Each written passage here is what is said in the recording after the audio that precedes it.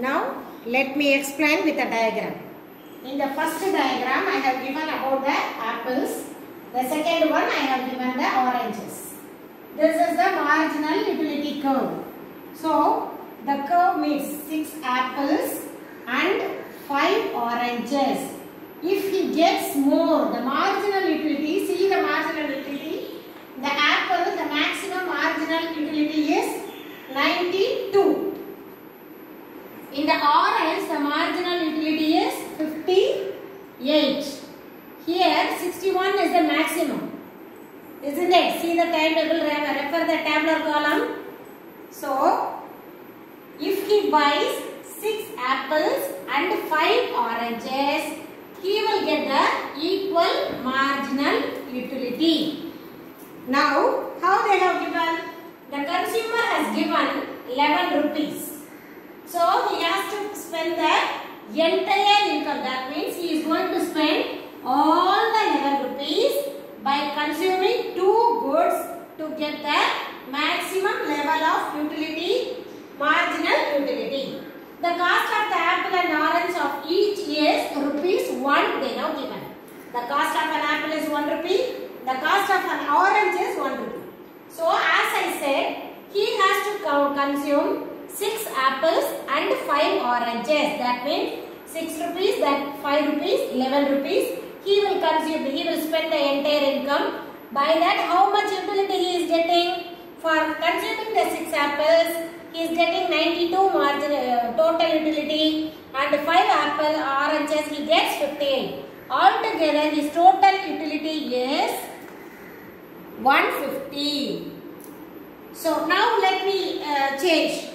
Instead of getting 6 apples, if he buys 5 apples and 6 oranges, because the cost of both apples and oranges are same. So if he consumes 5 apples and 6 oranges, what is his total utility? 149.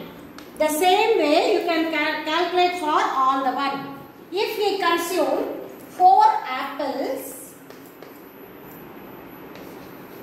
and 7 oranges he cannot consume, isn't it? It is not given because only 6 oranges they are given. So it is not possible. So this is the maximum. These two are the maximum extreme level.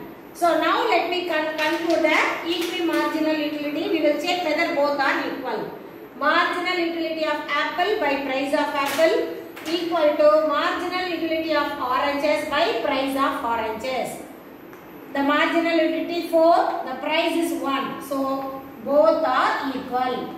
Thus we can conclude that if he consumes 6 apples and 5 oranges, he will get the maximum or total utility at the maximum level, that is 150 level. Will you be able to understand? So this is they are given in the diagram. Here the A2 and A3 point and also A2 and A3 point and also B2 and B3 point is not considered. Why girls? Because the marginal utility curve is here. Here this is not touching the marginal utility. This is above the marginal utility. This is below the earth. Here he cannot get the equal utility. So A1 and B1 is considered to be the equi-marginal utility. Do you understand? Then what are all the limitations? What is the disadvantages or the limitations of this marginal utility?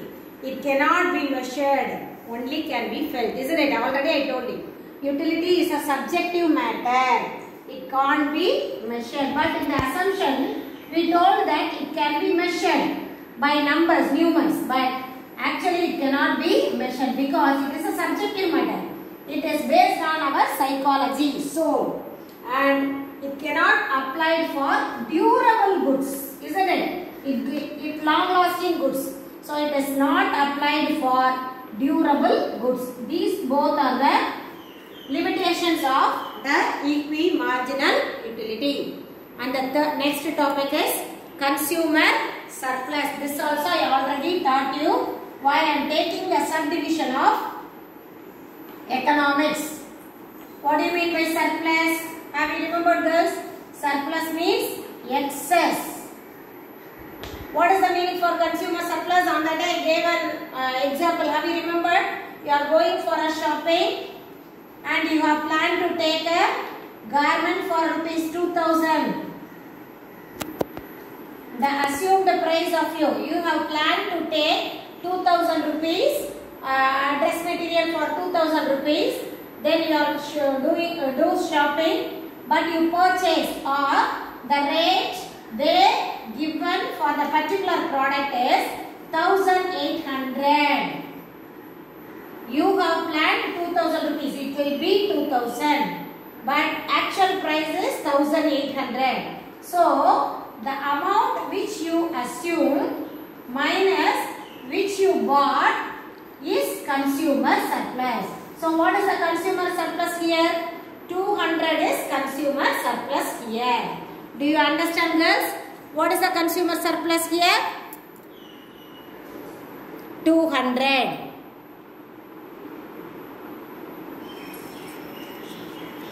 Now, this concept of consumer surplus is given by Jevons. This also I already told you, isn't it? But it was mainly given importance by Dupuit, who is an French engineer economist. He belongs to France. He given this consumer surplus concept in the year 1844. So what do you mean by consumer surplus? The potential price minus actual price is called consumer surplus. This also already I taught you. Have you remembered? So what are all the assumptions of this consumer surplus? Now let us see the consumer surplus assumptions. The first one is utility can be measured. Everybody is telling, isn't it? I already taught you. It is an cardinal utility they told.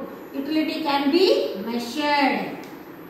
This is a common assumption of all the laws what you have learned till now. That is law of diminishing marginal utility, law of equimarginal utility, and also the consumer surplus. Utility can be measured. And then, as I said, the money is a constant.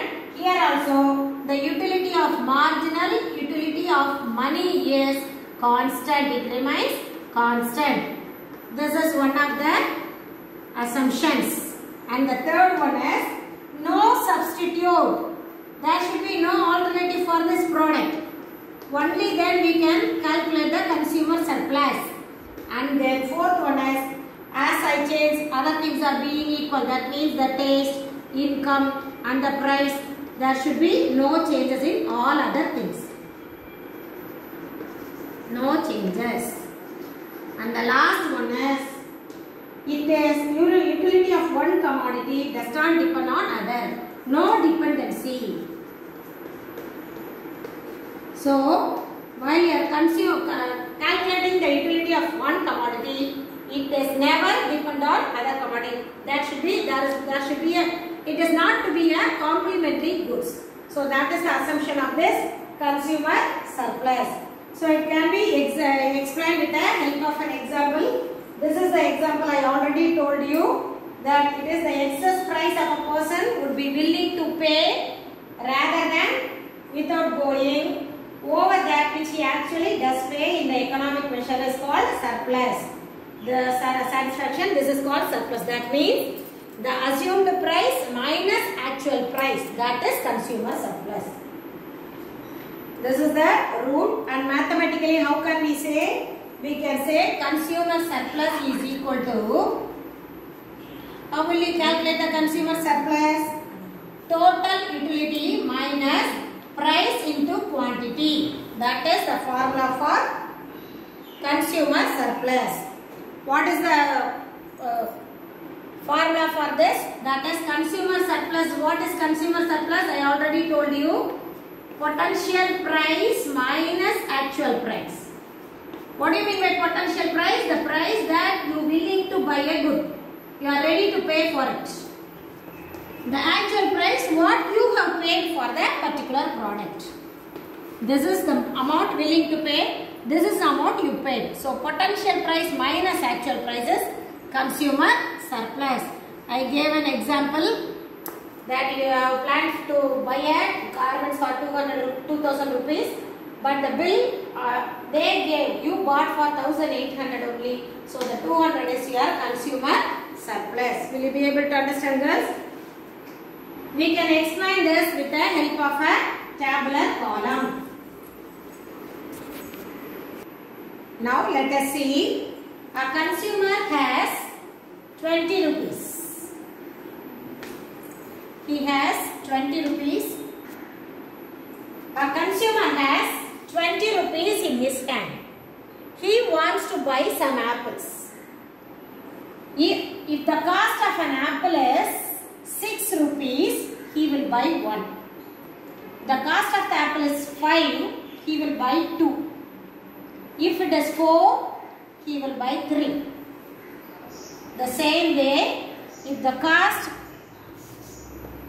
1, 2, 3, if the cost reduces, he will buy more. Okay. But actually, what is the cost of an apple? It is only 2 rupees. Now he has 20 rupees in his hands. If the cost of an apple is 6 rupees, he will buy 1. If the cost is 5, he will buy 2. If it is 4, he will buy 3. The same way, the rate decreases, he will buy more apples. But actually, the cost is only 2 rupees. So, what is his surplus? 6 minus 2, 4 rupees.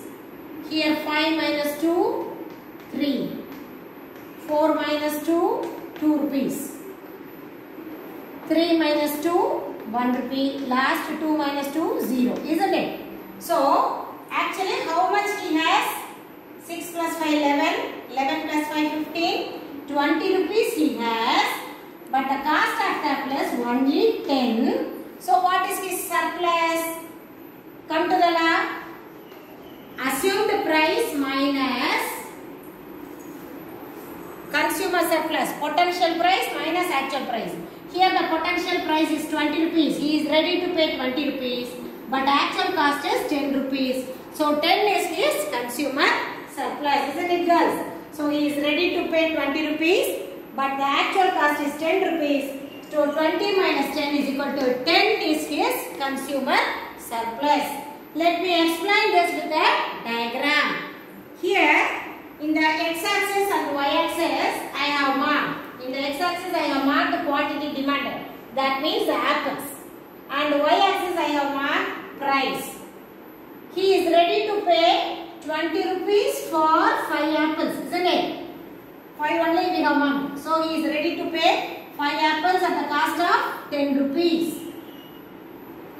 8 plus 12. So here the 10 rupees will come. He is ready to pay 5 apples. He is ready to buy 5 apples at the cost of 10 rupees. But actually what he decided? He wants to buy 5 apples at the cost of 20. So the 10 rupees is his consumer surplus. This is his surplus amount. Actually he is ready to pay 20 rupees. But he bought the apple only for 10 rupees. So the amount 10 is his surplus. So if you mark the P, Q, R, S and T, the O, P, T, R, S is a total amount and P, Q, R, S is the amount he spent. This is surplus. Q, R, T is surplus. Do you understand, girls? So now let us see the criticism. As I said, the law of diminishing marginal utility and the EP marginal utility. What is the first criticism? Yes, utility cannot be measured. It is only subject.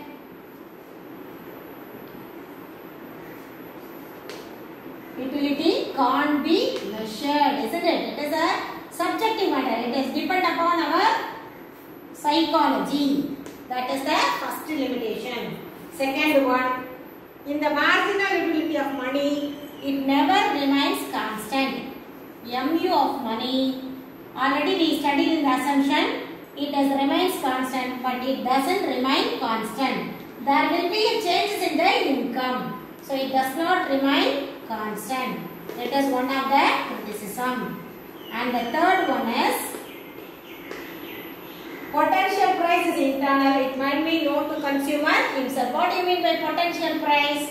The potential price is what he willing to pay is potential price.